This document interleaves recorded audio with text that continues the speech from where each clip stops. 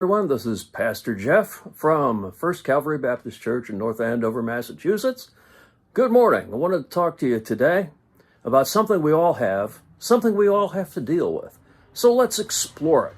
What am I talking about? I'm talking about stress. This is a short video. We're going to start up a channel pretty soon, Beyond Loaves and Fishes, and we'll move all this to that.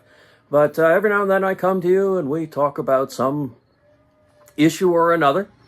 And in this case, we're going to be talking about stress. That's that emotional, mental strain that is caused by negative or demanding situations. For instance, let me give you an example here. This is minor stress over a minor demanding situation that's making a live stream video. I choose to go live because I could record all of this, and then I could edit it, and then I could put it up when I was ready and I thought it was all clean and professional. But I know myself really well, and I know my job as a pastor is very demanding, so I don't do that. It would take too long. So we go live. A little bit of stress, but worth it. And two, I got myself wondering this morning, or stressing this morning, is the things that appear in the background of my video, are those things pastoral? Well, let's take a look at the things that are in the room. Up there, you'll see a painting of my grandmother's. And then below that are two pictures of mine from 1979, a photojournalism course that I took in college. A couple of degrees on the wall. The sunflower there is a symbol of resistance from Ukraine. And then there is a magnifier. Yeah, I'm 62 years old. They print really, really small text in a lot of the books that I have to read, so I need a magnifier. Are these things pastoral? Well, I'm a pastor. Those are my things, so I guess they are. So I'm not going to stress over that. Stress is something we all need to deal with. We can't run away from it. We can't suppress it.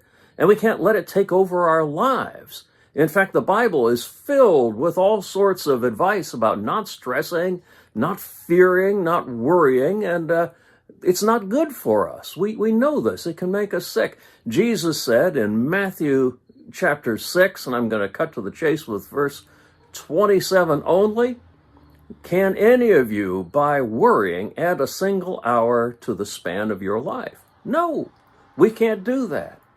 Does this mean we should never worry? Is that possible? No.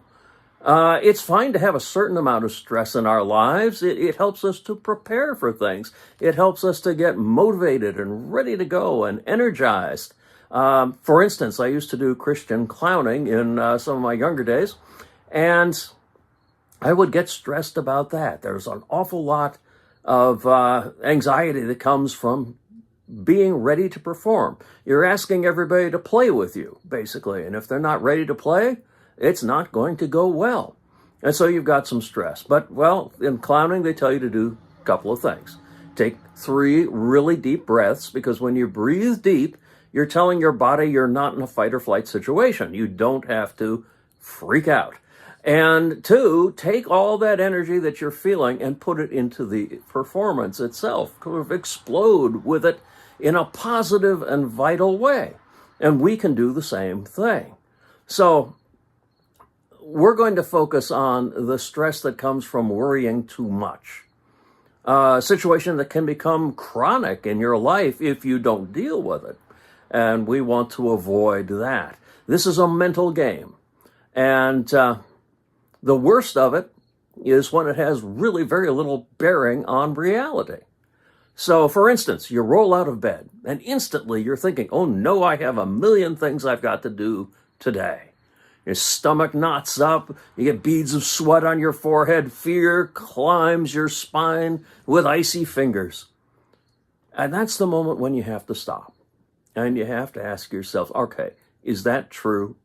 Do I really have a million things that have to be done today?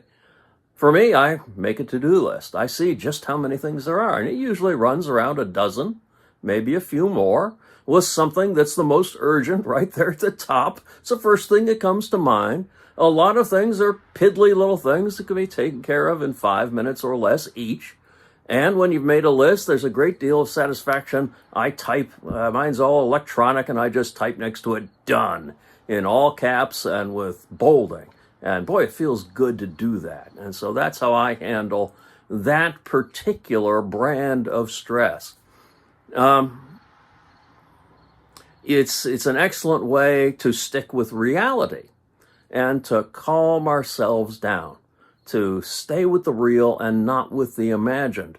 Routines and rituals help. I like a morning cup of tea. You might like coffee. A few minutes walking the dog, or some light reading, any way that you can calm yourself and be relaxed as you prepare for the day ahead. We need to be mindful of how we think of ourselves as well. We need to drop the habit of being mean with ourselves or being judgy with what we've said and what we've done. A great rule of thumb is if you wouldn't let somebody else talk to you that way, don't do it to yourself. You're a human being. You're fallible. The Bible tells us that. Don't hold yourself to over high standards, and don't allow yourself to call yourself nasty names and to say, just to tear you apart. Build yourself up instead. Learn from your mistakes when mistakes are made and move forward. It's a great way to learn. It's a great way to live a life well. If we mess up, fess up. My father is a retired journalist, and he would tell major institutions that needed to deal with journalists all the time, he'd say, what do you want? Would you rather have a pint of trouble now by confessing your mistakes? Or would you like a gallon of trouble later when the mistake you've hidden has been exposed? Better to fess up and get it over with, you know? We also need to not, this is mouthful of a word, catastrophize. Stop catastrophizing. Drop the what-if way of thinking. Stop spooling out awful possibilities in your mind. I ran into this when I started ministry, when I was dealing with my first church, and communion would come up every month. And at first I was worrying about communion. Would the communion team get everything ready? Would we have communion on time? What if the communion doesn't happen this Sunday? How upset are people going to be? This kind of nonsense. And frankly, I had to learn to trust my team, to let them do what they were going to do best. And frankly, what was the worst of it? Well, the worst of it was if, for some reason, the communion team wasn't able to get communion ready that particular Sunday, well, we could have it another Sunday, right? Not a disaster. And if someone came up to complain about it, I could always say, well, would you like to be part of the communion team? Obviously, they could use some extra help. So there was no reason to do that sort of thing, to spin out that kind of awful thinking.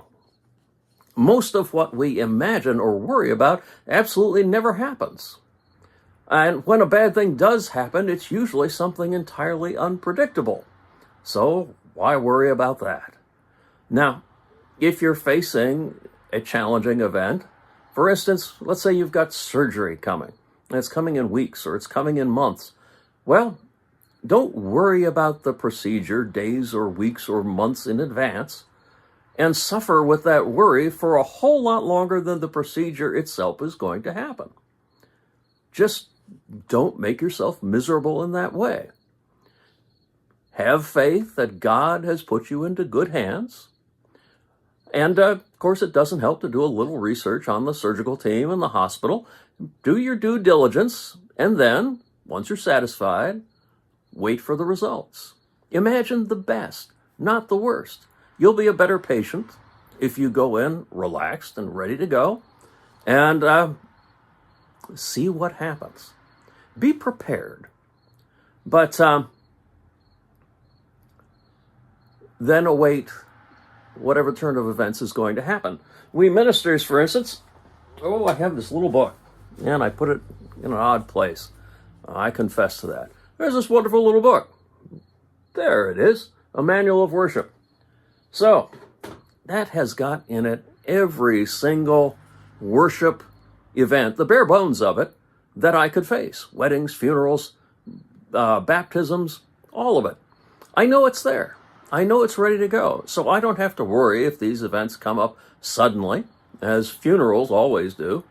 But I know the book is there, and I can make reference to that, and I've got enough experience now. I know pretty much how these things go. And we just put it together and move forward. There's simply no reason to worry about it if you have some basic preparations in place.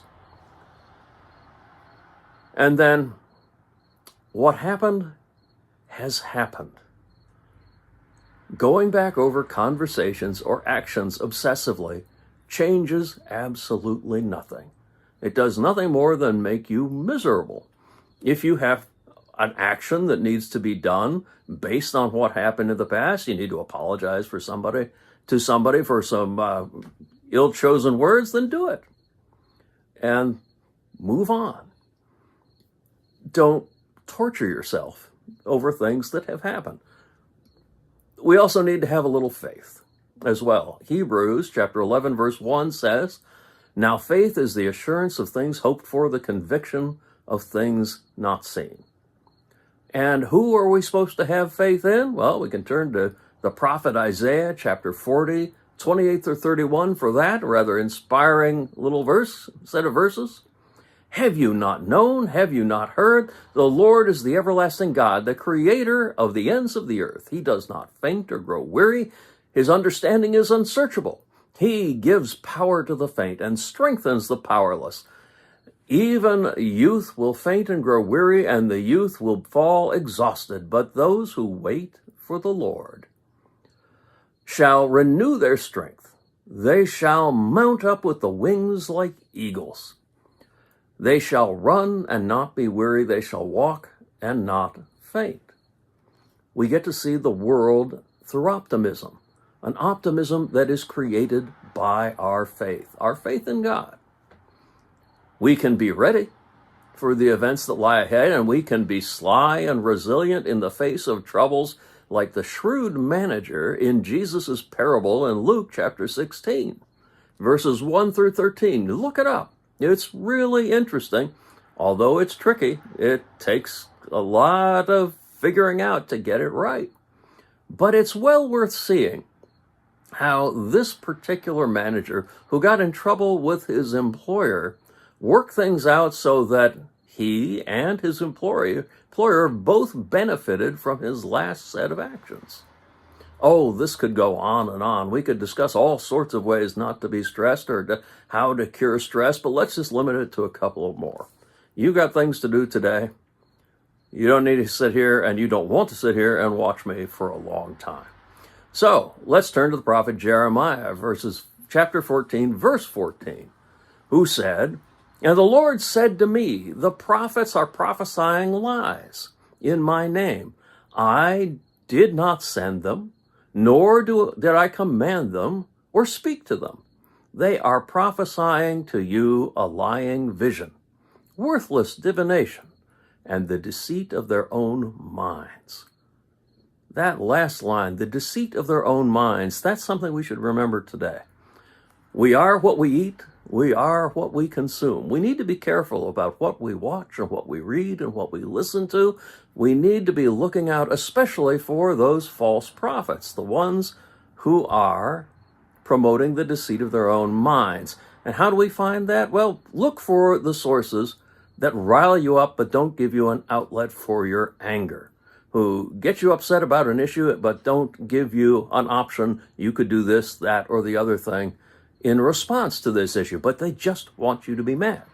Those who cater to our biases, those who tell us to be suspicious of anyone who has a different point of view, anyone who creates an us versus them mentality, especially if they consider other people or tell you that other people are less than human. That road leads to violence. Those who are kicking down at helpless folks, those are people we should avoid. We don't want to be consuming that brand of stress-inducing information or disinformation. And with regular news as well, take a break if it's stressing you out. The world's going to continue moving along, whether we're watching it or not. Give yourself a chance to have a local reality check as well.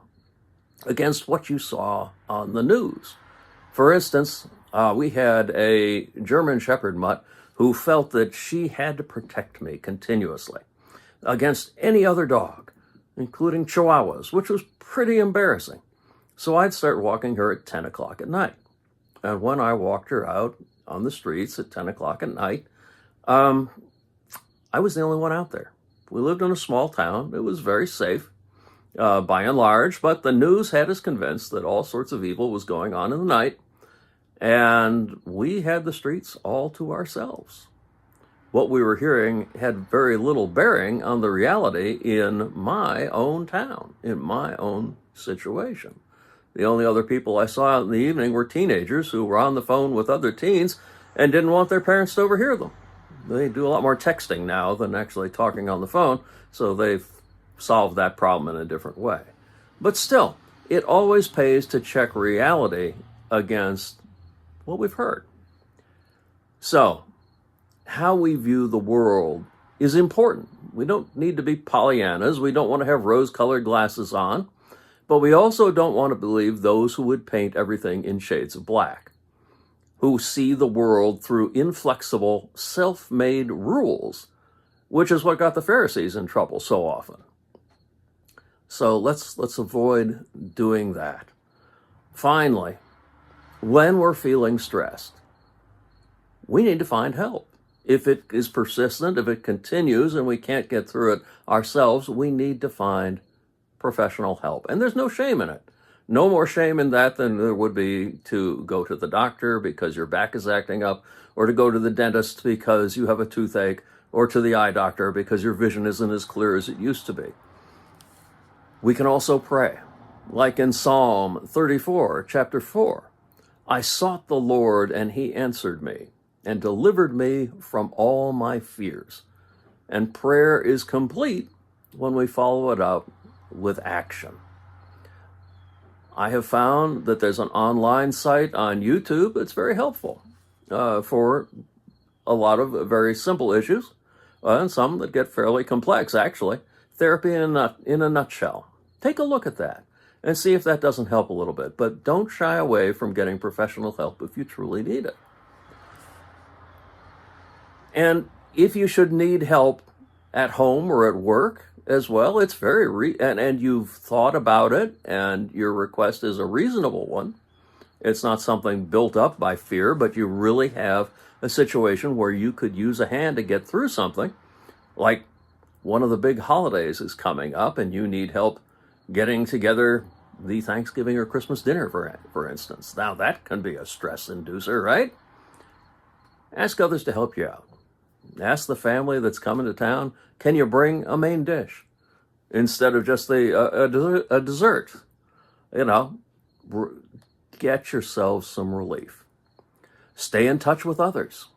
Don't retreat into a shell when you're feeling stressed. Most people do that, and that's just a great way for your mind to eat away at you, to make you more and more anxious. And oftentimes, when you get someone else's perspective on what's bothering you, the fear and the size of the problem diminishes in the telling, and that reduces stress as well. We don't give up what we're doing. We don't give up the things that give us joy either. In fact, seek those out. Look for those, even in a time of stress, so that you can get some relief. Our faith is about liberating ourselves to live better lives. God wants it for us. Jesus showed us how. The Holy Spirit is there to guide us in living happier, better, more fulfilled lives.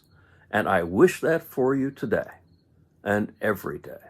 I hope this helped. I hope this is a start towards relieving some of the stress you're feeling today. God bless you all.